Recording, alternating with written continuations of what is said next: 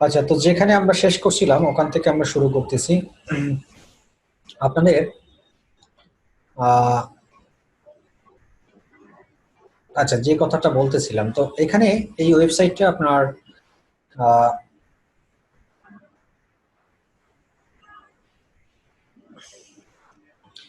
আচ্ছা, তো এই ওয়েবসাইটটা এখন কথা হলো যে কি কারণে ব্ল্যাক লিস্টেড হয় সেগুলো আমি বলতেছিলাম, যে লোডিং টাইম, একটা পিকচার্স কন্টেন্ট এগুলো যদি ডুপ্লিকেট হয়, তারপরে প্লাগইনস আছে। এক একটা ওয়েবসাইট ডিজাইন করার ক্ষেত্রে যারা ওয়েবসাইট ডিজাইনার আছেন তারা জানেন যে বিভিন্ন ধরনের আমাদের থার্ড পার্টি কিছু প্লাগইনস ইউজ করতে হয় যদি ওয়ার্ডপ্রেস দিয়ে ওয়েবসাইট করা হয় সেক্ষেত্রে।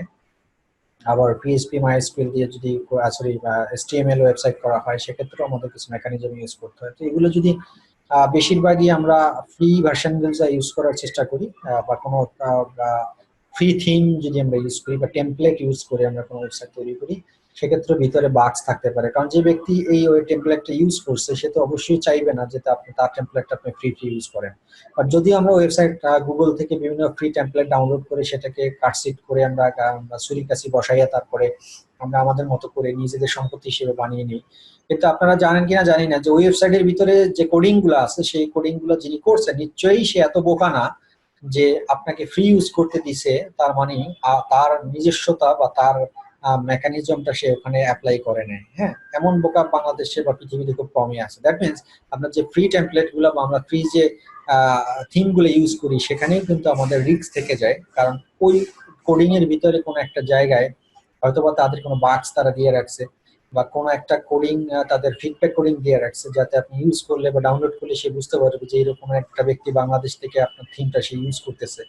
এবং সে চাইলে এটাকে ক্লেম করতে পারে, সে গুগলকে জরিমানা করাইতে পারে আপনাকে দিয়ে যে আমার থিম সে ফ্রি ইউজ করতেছে, আমি তাকে রিপোর্ট করলাম বা ক্লেম করলাম।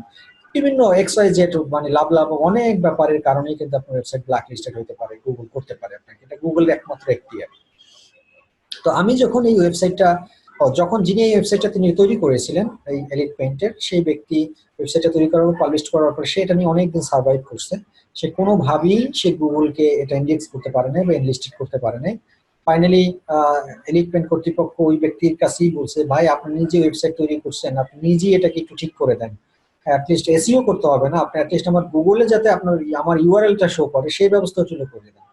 তো ওই বেচারা অনেক কষ্ট করছে, এটা নিয়ে অনেক চেষ্টা করছে, বাট আলটিমেটলি সে নিজের ওয়েবসাইট নিজে বানাইয়েই সেটার বাগ সে সলিউশন করতে পারে নাই। পরে সে স্যালেন্ডার করছে, অপরাধ জানানোর পরে এলিট পেইন্ট আমার সাথে যোগাযোগ করলো। বাই দ্য ওয়ে আমার রেফারেন্স হয়তো বা কোথাও থেকে তারা পাইছে আমি জানি না। তো পরে এলিট পেইন্টের কর্তৃপক্ষ, যিনি এলিট পেইন্টের ডিরেক্টর একজন, উনি মালিকের ছেলে, সে আমার সাথে সরাসরি যোগাযোগ করে সে আমাকে বললো যে আপনার সম্পর্কে আমি জানি, অনেকভাবে শুনছি যে আপনি চিটগং মোটামুটি ওনার বাড়ি আবার চিটগংই, এরিক পেইন্টের কিন্তু মেইন মালিকের বাড়ি চিটগং। উনি ওই সূত্র ধরেই এসে আমাকে খুঁজে বের করে বললো যে চিটগং এ তো এরকম ভালো এসইও এক্সপার্ট খুব কম আছে, ঢাকাতে অনেক আছে, বাট চিটগং এ আপনি বেস্ট আমার কাছে মনে হচ্ছে। বাই দ্য আমি এটা আরএনডি করে খুঁজে বের করলাম, তো আপনার সাথে আমরা একটু দেখা করতেছি, কথা বলতেছি। এরপরে তাদের সাথে একটা মিটিং হয়, সেই মিটিং এ তারা এই তাদের সমস্যার কথা বলার পরে তাদের সাথে আমার একটা চুক্তি হয়। সেই চুক্তির সূত্র ধরে তারপরে এই ওয়েবসাইটটা নিয়ে আমি কাজ শুরু করি।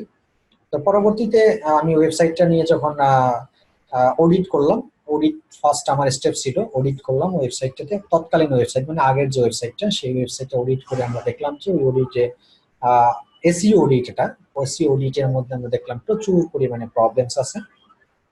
প্রথম প্রবলেমস হলো তার লোডিং টাইম হলো অনেক বেশি, প্রায় নিয়ার অ্যাবাউট প্রায় 40 মানে 50-55 সেকেন্ড পর্যন্ত সময় লাগে তার শুধুমাত্র কি এই ওয়েবসাইটের ফ্রন্ট পেজটা আসতে। তার মানে অনেক বেশি লোডিং টাইম। এই এতক্ষণ তো কোনো ভিজিটর্স ওয়েট করবে না, একটা ওয়েবসাইট যদি ওপেন হইতে এত সময় লাগে। এরপর আরো কারণ ছিল, সে যে ব্যক্তি ওয়েবসাইটটা প্রথম ডিজাইন করছিল সেটা ওয়ার্ডপ্রেস দিয়ে ওয়েবসাইটটা করছিল, এবং সে ফ্রি থিম ইউজ করছিল, বাইরের থিম গুলা বা টেমপ্লেট ডাউনলোড করছে ওয়ার্ডপ্রেস দিয়ে টেমপ্লেট ডাউনলোড করে সেই টেমপ্লেটের উপরে সে কাজ করছে, এবং অনেকগুলা বাক্স প্লাগইন ইউজ করছে, ফ্রি প্লাগইন, সেগুলো অনেক প্রবলেম ছিল, যেগুলো আসলে গুগল অথরিটি এটা মেনটেন করে না বা গুগল এটা নেয় না, এইসব বিষয়গুলো অ্যালাউ করে না, সেই ধরনের কার্যকলাপ গুলো তৈরি করে ওয়েবসাইটটা তৈরি করছে। আমি আপনাদেরকে দেখাই, আগের ওয়েবসাইট একটু দেখাই নাকি? আর আগের ওয়েবসাইটটা আমি রেখে দিছি স্টুডেন্টদেরকে দেখানোর জন্য, একদম হুবহু একই ওয়েবসাইট। এই যে ডিজাইন, আমি মূলত আগের ওয়েবসাইটটার ডিজাইনটা দেখেই আমি এই ওয়েবসাইটটা তৈরি করছি। মানে আগে যে ব্যক্তি ওয়েবসাইটটা বানাইছিল সে যেভাবে ডিজাইন করছে তার ডিজাইনটা দেখে দেখে আমি নতুন একটা ডিজাইন বানাইছি, আর কিচ্ছু না, নাথিং এলস। আমি আগের ওয়েবসাইটটা একটু আপনাদেরকে দেখাই, তাহলে আপনারা জিনিসটা আপনাদের কাছে ভালো লাগবে। আছে কিনা জানি না, আমি এটা রেখে দিয়েছিলাম।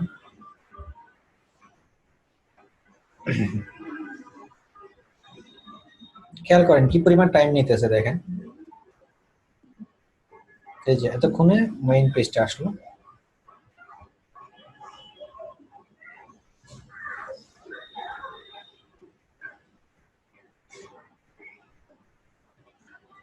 আচ্ছা, এই ওয়েবসাইটটা দেখুন, এটা হলো আগের যিনি করছিল তারটা আমি দেখাচ্ছি আর কি। আগের যে ব্যক্তি ডিজাইনটা করছিল তার ডিজাইনটা আমি দেখাচ্ছি, আপনারা খেয়াল করেন। এটার সাথে এটা মিলান, দেখেন কোনো চেঞ্জ পান কিনা, কোনো রকমের চেঞ্জেস নেই। দেখেন একই ডিজাইন, একই প্যাটার্ন। তাহলে আগেরটার কি সমস্যা ছিল, আমারটার কি সমস্যা ছিল? সমস্যা তো বলেই দিলাম কি সমস্যা ছিল। এই ওয়েবসাইটটা আসলে করা ওয়ার্ডপ্রেস দিয়া, আর আমার এই ওয়েবসাইটটা করা পিএইচপি, এইচটিএমএল, পিএইচপি দিয়ে। তো এইটাই ডিফারেন্স, আমরা দুইজনে দুই ল্যাঙ্গুয়েজ দিয়ে করছি। তো যখন আমি বুঝলাম যে ওয়ার্ডপ্রেস নিয়ে একটা সমস্যা আছে, তখন আমি এটা ওয়ার্ডপ্রেস দিয়ে আর করি নাই, না করে আমি এইচটিএমএল এবং পিএইচপি, জাভাস্ক্রিপ্ট যেগুলো আছে সাপোর্টিং ল্যাঙ্গুয়েজ, সেগুলো আমি ইউজ করছি এখানে। তো আমি কিন্তু নিজের এখানে ক্রিয়েটিভিটি কিছুই করি নাই, এই ওয়েবসাইটটা দেখে দেখে সব করছি আমি। এখানে কি কালার দিছে, কি কম্বিনেশন দিছে, কি অ্যানিমেশন দিছে, এগুলো দেখে দেখে আমি সব আবার নতুন করে এটা তৈরি করছি। তো ক্রিয়েটিভিটি তাকেই দিতে হয়, কারণ ডিজাইনটা সে করছে, ডিজাইনের ক্রিয়েটিভিটি তার। আমি শুধুমাত্র তার ডিজাইনটা দেখে দেখে আমি কপি মারছি, আর কিছু না। কপি মারছি বলতে তার ওয়ার্ডপ্রেসের কোডিং তার কপি মারা যায় না, মানে সে করছে ওয়ার্ডপ্রেস শর্টকাট মেথডে, আমার করতেছে কোডিং করে, মানে আমাকে কোড কোড দিয়ে এই ডিজাইন তৈরি করতেছে। আর তারটা করছে সে ওয়ার্ডপ্রেস হলো যে আপনার এটা ড্রপ ডাউন ওয়েবসাইট, মানে এটা হলো সবগুলোই কোডিং করা থাকে, জাস্ট ডিজাইনটা ডানে বামে সামনে পিছনে কালার কম্বিনেশন এগুলো আপনি ম্যানুয়াল দিলেই হয়ে গেল। আর এইচটিএমএল দিয়ে ওয়েবসাইট করতে গেলে সেক্ষেত্রে আপনার ফুল ওয়েবসাইটে কোডিং দিয়ে করতে হয়। তার মানে আমি এটা দেখে দেখে শুধুমাত্র কোডিং করে করে আমি আমার এই ওয়েবসাইটটা তৈরি করছি। তো এই ওয়েবসাইটটা তৈরি করার পরে ফাইনালি আমি অনেক সময় লাগছে, কারণ অনেক বড় ওয়েবসাইট এটা। প্রায় নিয়ার অ্যাবাউট আমাকে এই ওয়েবসাইটটা তৈরি করতে প্রায় 1.5 মাসের মতো সময় লাগছে। মোটামুটি 2 মাসই বলা যায়। 2 মাস আমি এটা সময় নিচ্ছি শুধু ওয়েবসাইটে ডিজাইন করতে, কারণ অনেক বড় ওয়েবসাইট। এটার ভিতরে আপনার এই লিঙ্কগুলোতে ঢুকলে দেখবেন যে কি পরিমাণ ডেটা ভিতরে দেওয়া আছে, এবং ভিতরে অনেক ডিজাইন, প্রত্যেকটা পেজে আলাদা আলাদা ডিজাইন আছে। তো 2 মাস পর ওয়েবসাইট করার পরে ফাইনালি আমি গুগলে ইন্ডেক্স করলাম, গুগলের সাথে আমি ওয়েবসাইট টাইল করাই দিলাম। টাইল করানোর পরে দেখলাম যে আল্লাহর রহমতে 1 সপ্তাহের মধ্যেই আমাদের ওয়েবসাইট গুগল র্যাঙ্ক করলো, মানে 1 সপ্তাহের মধ্যেই গুগল তাদের পেজে নিয়ে আসলো। পেজে তারা এনলিস্টেড করছে আমাদের ওয়েবসাইট। এরপরে যখন আমি দেখলাম যে এনলিস্টেড হয়ে গেছে, এনলিস্টেড হয়ে যাওয়ার পরে এরপর শুরু করলাম আমি আর কম্পিটিটর যারা আছে, যেমন Berger Paints, Asian Paints, Roxie Paints, Ruby Paints, এইসব পেইন্টস যে কোম্পানিগুলো আছে তাদের সাথে কিভাবে বিট করে আমার এই সাইটকে আমি 1 নম্বর অবস্থানে নিয়ে আসতে পারি, সেই চ্যালেঞ্জে নামলাম। সেই চ্যালেঞ্জ আমার বেশিক্ষণ লাগে না আল্লাহর রহমতে। আমরা মোটামুটি 15 to 20 ডেজের মধ্যেই আমি প্রথম পেজে চলে আসছি। এরপরে গ্রাজুয়ালি প্রত্যেক সপ্তাহে দেখতাম যে মোটামুটি টোটাল কমপ্লিট আমার এই প্রজেক্টটা শেষ করতে 3.5 থেকে 4 মাসের মধ্যে আমি 1 নম্বর অবস্থানে চলে আসছি। পুরো প্রজেক্টটা আমাকে শেষ করতে, মানে ওয়েবসাইট ডিজাইন সহ আর কি। ওয়েবসাইট ডিজাইন এবং এসইওর কাজ শেষ করে 3.5 4 মাসের মতো হবে আর কি, ম্যাক্সিমাম 4 মাস হবে। এই 4 মাসের মধ্যে আমার এই ওয়েবসাইট কি হয়েছে, গুগলের 1 নম্বর অবস্থানে আসছে। আপনারা যদি এখন একটু সার্চ দেন, আমি যদি দেই, দেখেন best paint company in Bangladesh দিয়ে যদি আপনি সার্চ দেন, তাহলে দেখেন আপনার গুগল ম্যাপে 1 নম্বরে শো করতেছে, আপনারা দেখতে পাচ্ছেন গুগল ম্যাপে 1 নম্বরে শো করতেছে। এরপর রেজাল্টে আসেন, রেজাল্টে আপনার 2 নম্বরে শো করতেছে। এটা আমরা 1 নম্বর অবস্থানে ছিলাম। এশিয়ান পেইন্টস আগে 2-এ ছিল, আমরা 1-এ ছিলাম। এখন বলতে পারেন যে তাহলে স্যার আপনি এখন কেন 2 নম্বরে চলে আসছেন? বিকজ অফ এই কোম্পানির সাথে আমার কন্ট্যাক্ট শেষ। হ্যাঁ, তাদের সাথে আমার 6 মাসের কন্ট্রাক্ট ছিল। 6 মাসে আমি তাদেরকে কন্ট্যাক্ট করে দিয়েছি যে আমি 6 মাসের মধ্যে আপনার ওয়েবসাইট 1 নম্বরে নিয়ে আসবো। আমার 1 নম্বরে যদি চলে আসে এরপর কিন্তু আমার আর কোনো কাজ নেই। এরপর যদি আপনার কন্ট্রাক্ট রিনিউ করেন তাহলে আমি এটাকে ধরে রাখবো এই অবস্থান। আর যদি কন্ট্রাক্ট রিনিউ না করেন তাহলে আপনাদের ওয়েবসাইট যেমনি আছে এই অবস্থায় থাকবে, এখানে আর আমি কোনো কাজ করবো। তো 6 মাস তাদের সাথে কন্ট্রাক্ট যতদিন ছিল ততদিন এটা 1 নম্বর অবস্থানে ছিল, তাদের সাথে আমার কন্ট্রাক্ট শেষ। এরপরে আর আমরা কাজ করিনি। এরপরে প্রায় আমি তাদের সাথে আমাদের কন্ট্রাক্ট কত আরো বেশিরভাগ মোটামুটি 8 মাস হয়ে গেছে। কন্ট্রাক্ট শেষ হওয়ার পরও এখন 8 মাস শেষ হয়ে গেছে আরো। বাট আপনার দেখেন এখনো কিন্তু তারা 2 নম্বর অবস্থান ধরে রাখছে, যদিও আমাদের সাথে তাদের কন্ট্রাক্ট রিনিউ হয়েছে। আবার আগামী 1 তারিখ থেকে আবার নতুন করে আমি এই কোম্পানি কাজ করব। তারা আবার এই কন্ট্রাক্ট রিনিউ করছে আমাদের সাথে, যে যখন দেখছে তারা 2 নম্বরে চলে যাচ্ছে, আস্তে আস্তে নিচে নেমে যাবে, তখন তারা তাদের মানে শুভ বুদ্ধি উদয় হয়েছে, তারা বুঝছে যে না, এটা কন্ট্রাক্ট রিনিউ করে রাখা উচিত। এখন আগামী 1 তারিখ থেকে হয়তো আমি আবার নতুন করে এটা এক্সিজে কাজ শুরু করবো, আবার হয়তো দেখা যাবে আল্লাহর রহমতে আমরা একে চলে যাবো। এই হলো এসইওর একটা লাইভ প্রজেক্ট নিয়ে আমি আপনাদেরকে একটা পুরো ঘটনাটা আপনাদের কাছে ব্রিফ করার কারণটা হলো যে আপনারা যাতে ক্লিয়ার হন বিষয়টা, যে আসলে কি হয়, কেমনে হয়, কেন হয়েছিল, কি হয়েছিল, পুরো ব্রিফটা আমি আজকে আপনাদের বলার কারণ মূলত একটাই। তো এই এই ওয়েবসাইটটা দিয়ে আমি আপনাদেরকে, যেহেতু তাদের সাথে কন্ট্যাক্ট রিনিউ হয়ে গেছে, তাদের ওয়েবসাইটে ইউজার পাসওয়ার্ড অলরেডি আমার কাছে দিয়েও দিছে। তো আমি আপনাদের এই ক্লাসে ইনশাল্লাহ এই ব্যাচ, আপনাদের যে ব্যাচটা এখন শুরু করলাম আমি, এই ব্যাচই আমি আবার আপনাদের এই ওয়েবসাইটের যে কি কার্যকলাপগুলো আমি এখন নতুন করে আবার কি কি করব এবং এর আগে কি কি করছিলাম সেগুলো আমি আপনাদেরকে এই ওয়েবসাইটে দিয়ে লাইভ দেখাবো। তাতে আপনাদের জন্য অনেক ভালো হবে, একটা লাইভ প্রজেক্টের ফ্লেভার পাবেন আপনারা, কোনো মানে কনফিউশন থাকবে না। এটা আপনাদের জন্য একটা ভালো অপরচুনিটি বলা যায় আর কি। এছাড়াও আমার অন্য যে প্রজেক্টগুলো আছে সেগুলো আমি আপনাদেরকে দেখাবো। একটা তো না, আমার অনেকগুলো প্রজেক্ট বাংলাদেশের লোকাল অনেকগুলোই আছে। মোর দ্যান 50 কোম্পানির সাথে আমার কাজ করা হয়ে গেছে পর্যন্ত, 50টা কোম্পানির সাথে। আর ফরেন কান্ট্রি তো অগণিত, এগুলো না বললেই না। বাট লোকাল কোম্পানিতে আসলে এসইও খুব কম করায়, বাংলাদেশের মানুষ এসইওটা খুব কম বুঝে। আর যদি বুঝতো তাহলে এটা 1000 এতদিনে পার হয়ে যেত। বাট যেহেতু তাদের বাংলাদেশের ট্রেন্ডটা নতুন চালু হচ্ছে, আস্তে আস্তে বোঝা শুরু করছে মানুষ, এখন আস্তে আস্তে ক্লায়েন্ট বাড়বে, মানুষের চাহিদা বাড়বে। আচ্ছা, তো এখন আমরা যেখানে শুরু করছিলাম যে মেটা টাইটেল কিওয়ার্ডস, আসলে আমি এটা শেষ করতে পারবো না আজকে, কথা বেশি বলে ফেলছি আপনাদের মোটিভেশন করার জন্য। আমি জাস্ট এই দুটো বিষয় নিয়ে আলোচনা করি এখানে। মেটা টাইটেল কিওয়ার্ডস, মেটা টাইটেল কিওয়ার্ডসটা হলো কি, আমি দেখাই আপনাদেরকে। মেটা টাইটেল কিওয়ার্ডসটা হলো যে ধরুন আমি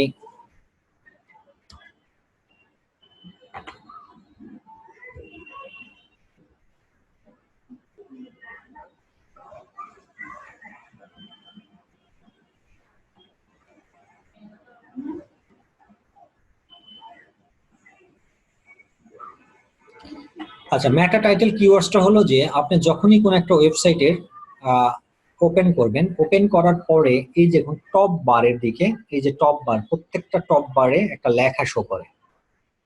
যেমন গুগল একটা শো করতেছে, দেখুন কি। তারপরে এই যে আমি যখন এখানে কার্সর নিয়ে, এলিট পেইন্টের ক্ষেত্রে কার্সর নিয়ে একটা লেখা আসতেছে, দেখুন এলিট পেইন্ট। এটাই হলো মেটা টাইটেল কিওয়ার্ডস, এটাই হলো মেটা টাইটেল। এটা কি আমরা বলি মেটা টাইটেল। তো প্রত্যেকটা ওয়েবসাইটেরই একটা মেটা টাইটেল থাকে। এই যে দেখুন মেটা টাইটেল, এটা হলো মেটা টাইটেল। ফেসবুকেরটা ফেসবুক লেখা আছে, এটাই মেটা টাইটেল। তো এসইওর অত্যন্ত গুরুত্বপূর্ণ একটা বিষয় হলো মেটা টাইটেল। এই মেটা টাইটেলে আমাদেরকে কিওয়ার্ড বসাতে হয়। এখন এলিট পেইন্টে কোনো কিওয়ার্ড বসানো এখন নাই, কেন নাই? এটা কিন্তু ছিল, বাট এখন নাই। এখন নাই এই কারণেই, কারণ যখন আমার কন্ট্রাক্ট শেষ হয়ে গেছে তখন আমার কাজগুলো আমি সবগুলা শেষ করে দিয়ে আমি বেরোয় চলে আসছি আর কি। বাট আবার যখন এটা নিয়ে কাজ শুরু করবো তখন কিন্তু দেখবেন যে এখানে শুধু এলিট পেইন্ট লেখা থাকবে না, এখানে এর সাথে আরো কিছু জিনিস লেখা থাকবে, সেটা আমি প্র্যাকটিক্যালি আপনাদেরকে দেখাবো। তো এই যে লেখাটা, এই লেখাটাই হলো মেটা টাইটেল কিওয়ার্ডস।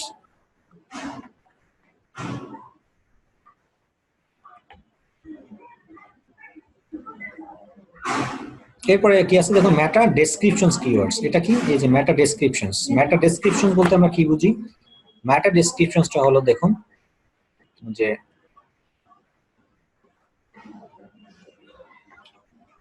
গুগলে যখন আমরা সার্চ দিই, যে best paint company in Bangladesh দিয়ে সার্চ দিলাম, সার্চ দেওয়ার পরে দেখুন এই যে এলিট পেইন্ট, এখানে গুগল 3টে জিনিস শো করে। কোনো জিনিস দিয়ে শো, এই জিনিসটা মুখস্থ করে ফেলবেন আজকে আপনারা।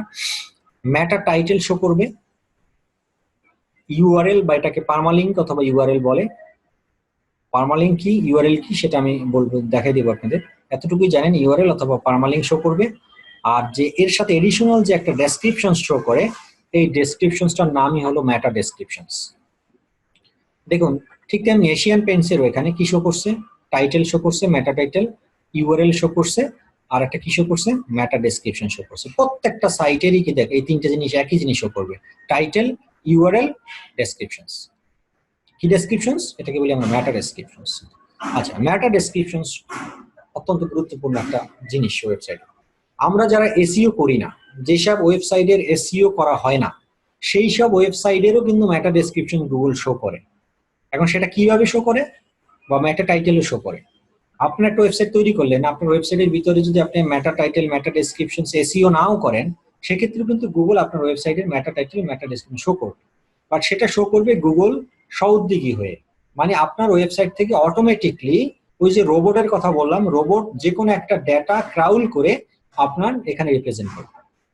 বাট আমরা যারা এসইও এক্সপার্ট বা এসইও করি, তার আমরা গুগলকে বলে দেই যে আমার ওয়েবসাইটের কোনো জিনিস তুমি নিজে সহযোগী হইয়া কপি করে নিবা না, আমি যেটা কপি করতে বলবো সেটাই তুমি মানুষের কাছে শো করবে।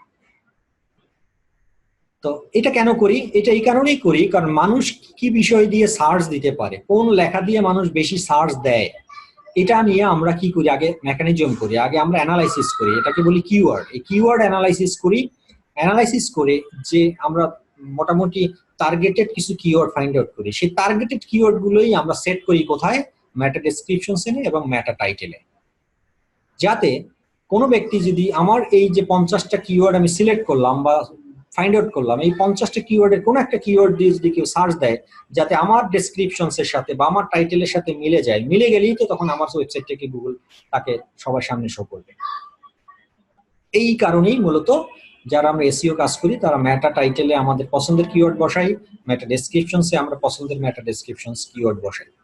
হ্যাঁ, তো আপনারা নিশ্চয়ই বুঝছেন যে মেটা টাইটেল হলো এটা, আর এটা হলো ইউআরএল, আর এটা হলো মেটা ডেসক্রিপশন। আপনি যদি আপনার কোনো ওয়েবসাইটে নিজের পছন্দ মতো মেটা ডেসক্রিপশন সেট না করেন, সেক্ষেত্রে গুগল অটোমেটিক একটা নিয়ে নেবে, তার যেটা ভালো লাগবে আপনার ওয়েবসাইটে সেই অংশটুকুই কপি করে এখানে নিয়ে নেবে। এটাই হলো বিষয়। আমি আর সামনে যাবো না আজকে, এটা নিয়ে আরো আলোচনা আছে, বিশদ আলোচনা আছে, কারণ এই জিনিসটা আপনাদের মাথায় ঢুকাতে হবে, যত ভালো ঢুকাতে পারবেন ততই আপনারা ভালো করবেন। আচ্ছা, আমি এখানে শেষ করবো কারণ আমার এরপরে আবার ক্লাস আছে। আপনাদের কোনো কোশ্চেন থাকলে আমাদের কোশ্চেন করতে। হ্যালো, সালাম ভাইয়া। আচ্ছা, হ্যালো, বলুন, শুনতে পাচ্ছি আমি। ভাইয়া, আপনি হচ্ছে কি যে একটা অ্যাড দিছেন, হচ্ছে কি আপনার ওই যে